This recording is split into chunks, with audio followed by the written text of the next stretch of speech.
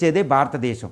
ఈ ప్రతిబింబంలో ఎటువంటి ఒడిదుడుకులు తావు లేకుండా అన్ని పార్టీలతో వెళ్ళే విధంగా చేసి ఉండవలసింది. ఇక supreme court chief justice B R Gavai తన మహారాష్ట్ర పర్యటనలో ఈ రాజ్యాంగంలోని నిబంధన 142కి సంబంధించి ఒక గొప్ప సందేశం ఇచ్చారు. అసలు ఈ నిబంధన 142 గురించి చెప్తారా ఏంటి? ఎస్ అండి, నిన్న రీసెంట్గా చీఫ్ జస్టిస్గా ప్రమాణ స్వీకారం చేశారు ఖన్నా గారి నుంచి ఈయన బిఆర్ గవాయ్. ఈయన మహారాష్ట్రకి చెందిన వ్యక్తి. ఈయనకి నిన్న మహారాష్ట్ర గోవా బార్ కౌన్సిల్స్ ఒక ఫెలిసిటేషన్ పెట్టినాయి అనమాట, ఒక మంచిగా సన్మానం పెట్టినప్పుడు ఆ సభలో మహారాష్ట్ర నుంచి పోలీస్ కమిషనరు, ఆ సిటీ కమిషనరు, డీజీపీ, అదేవిధంగా అక్కడ నుంచి చీఫ్ సెక్రటరీ అనేది వాళ్ళు ఉండాలన్నమాట. కానీ వాళ్ళు లేరు. ఈ విషయాన్ని నిన్న చాలా తీవ్రంగా బిఆర్ గవాయ్ గారు పరిగణించారు.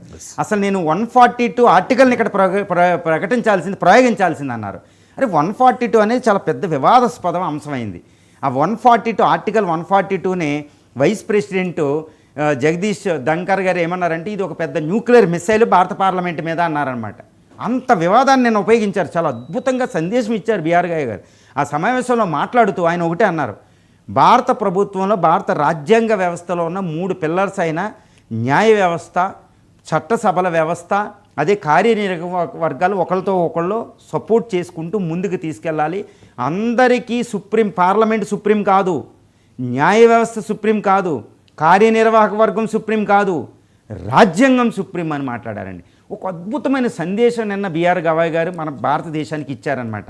ఇస్తూ ఇలా ఎండగట్టేటప్పటికి ఇప్పుడు పోలీస్ కమిషనరు, చీఫ్ సెక్రటరీలు ఏంటంటే తర్వాత ఆయన అంబేద్కర్ సమాధి, అంబేద్కర్ సందేశం ఇచ్చిన సాహిత్య భూమి వెళ్ళినప్పుడు మళ్ళీ వాళ్ళందరూ వచ్చి ప్రజెంట్ అయ్యారు.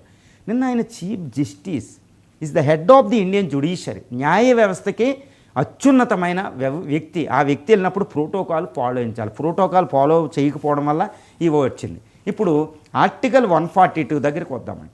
ఈ ఆర్టికల్ 142 నిబంధన 142 భారత రాజ్యాంగంలో ఇది ఒక చాలా చాలా ఇంపార్టెంట్ ఆర్టికల్ అయింది. ఎందుకంటే ఈ ఆర్టికల్ని చేర్చాలా లేదని రాజ్యాంగ పరిషత్తులో drafting committee chairman doctor BR Ambedkar మిగిలిన వాళ్ళు మాట్లాడుతూ ఒక విషయం చేశారు. అసలు దీని మీద ఆర్గ్యుమెంట్ చేయకుండా కూడా రాజ్యాంగంలో చేర్చడం జరిగింది. అంబేద్కర్ మిగిలిన వాళ్ళు ఎందుకు ఇంతకు ఇంపార్టెన్స్ ఇచ్చారు అంటే దానికి అంత ప్రాముఖ్యత ఉంది. ఇప్పుడు అదే వివాదాస్పదం అవుతుంది కూడా. నిన్న భారత రాష్ట్రపతి 114 ప్రశ్నలు సంధించింది కూడా దీని మీదే. ఇప్పుడు ఏంటి ఆర్టికల్ 142 అంటే ఆర్టికల్ 142 రాజ్యాంగంలో ఏం చెబుతుందంటే భారత ప్రజల కోసం తప్పనిసరి న్యాయాన్ని చేయవలసిన సందర్భంలో సుప్రీంకోర్టు ఆదేశాలను జారీ చేయొచ్చు, జారీ చేసి దేన్నైనా అమలుపరచవచ్చు అనమాట. అది అంత అత్యున్నతమైన ఆర్టికల్ 142. రీసెంట్గా ఏప్రిల్ 8న సుప్రీంకోర్టు దీన్ని ప్రయోగించింది. ఏ విధంగా? తమిళనాడు గవర్నర్ ఎన్ రవి సుమారు 12 బిల్లులు రాష్ట్ర అసెంబ్లీ, స్టాలిన్ నేతృత్వంలో రాష్ట్ర అసెంబ్లీ చేసి బిల్లుల్ని ఆయన నిరవధికంగా పొడిగించి పడేశారు. రాష్ట్రపతి పంప అక్కడ పెట్టేశారు. చాలా ముఖ్యమైన బిల్లులు. ఈ బిల్లులను అసలు పాస్ చేయడంలో రెండోసారి తిరిగేసి పంపిన రాజ్యాంగం సంక్షోభం వచ్చేసింది తమిళనాడులో. అది చాలా తీవ్రమైన, గవర్నర్ పాత్ర చాలా వివాదాస్పదమైంది. ఈ విషయంలో సుప్రీంకోర్టు ఆఫ్ ఇండియా ఏప్రిల్ 8న ఆర్టికల్ 142 ప్రకారం ఆదేశం జారీ చేసింది. నువ్వు కొన్ని నెలల్లో దీన్ని 2-3 నెలల్లో దీన్ని ఒక టైం లిమిట్లో మీ బిల్లులు పాస్ చేయకపోతే డీమ్డ్ టు బీ కన్సెంట్ అంటే అవి అమల్లోకి వచ్చేసినట్టే, మీ ప్రతిపాదన లేకుండా అని ఒక పెద్దది ఇష్యూ జారీ చేసింది. ఇప్పుడు రాష్ట్రపతి కూడా దానికి వర్తింపజేసే విధంగా వచ్చింది. సో ఈ విధంగా ఆర్టికల్ 142 అనేది ఇప్పుడు ఒక పెద్ద వివాదాస్పదం.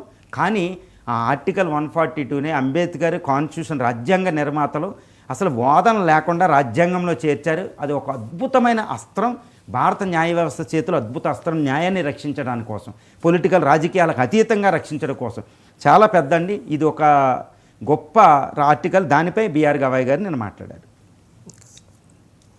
మన దేశంలో